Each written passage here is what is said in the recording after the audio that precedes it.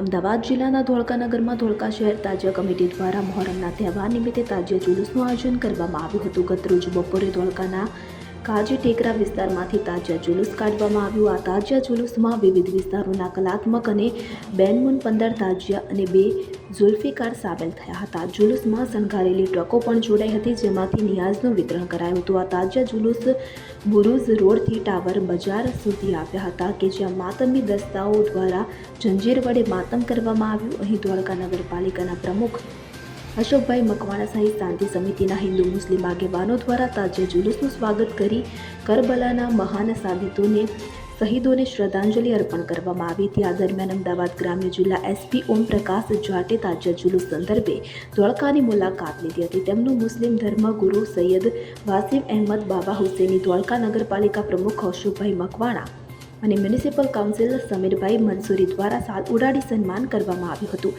તાજિયા જુલુસ તેના નિર્ધારિત રૂટ ઉપર ફરી રાત્રે પોતપોતાના વિસ્તારમાં પરત ફર્યું હતું। ધોળકા ટાઉન પોલીસ દ્વારા તાજિયા જુલુસ માટે 275 પોલીસનો બંદોબસ્ત ગોઠવવામાં આવ્યો હતો, જેમાં 1 ડીવાયએસપી, 4 પીઆઈ, 7 પીએસઆઈ, 25 એસઆરપીના જવાનો, 105 પોલીસ કોન્સ્ટેબલ, 128 હોમગાર્ડ અને ગ્રામ રક્ષક દળના જવાનો તથા 10 ટ્રાફિક બ્રિગેડના જવાનો જોડાયા હતા। સિયા જાફરી મસાયખી મોમિન જમાત ધોળકા દ્વારા તાજિયા જુલુસમાં આવેલ લોકોને વૃક્ષારોપણ માટે છોડવાઓનું વિતરણ કરી માનવતાના મૂલ્યો કાજે કરબલાના મેદાનમાં શહીદ હઝરત ઇમામ હુસેન અને તેમના 72 સાથીઓને શ્રદ્ધાંજલિ અર્પણ કરવામાં આવી હતી। મોહરમના આ પવિત્ર તહેવારમાં ઇસ્લામમાં જે પાબંદી છે કે જે ઇસ્લામના નિયમોનો વિરોધ છે, એવા રાજવી ત્યારે આ રાજ્ય હડપવા માટે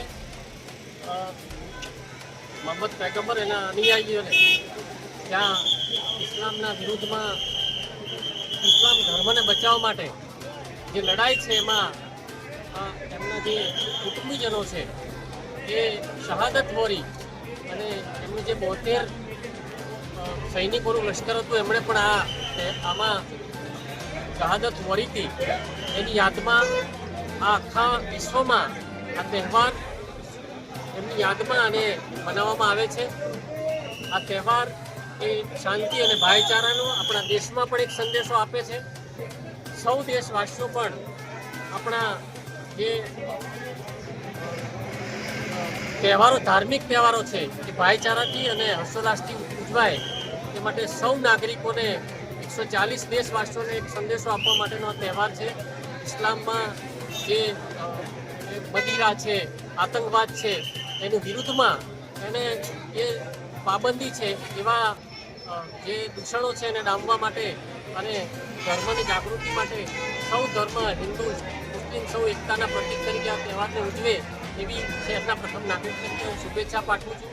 અહીંયા સૌ મુસ્લિમ બિરાદરોને પણ આ તહેવારમાં હિસ્સો લે અને શહેરનું અને દેશનું વાતાવરણ ખૂબ સુખમય અને વિકસિત ભારતના સંકલ્પને, નરેન્દ્રભાઈ મોદીના જે વિઝનનું ભારત છે એને સાકાર કરવા માટે આપણે સૌ કામે લાગીએ એવી સૌને શુભેચ્છા।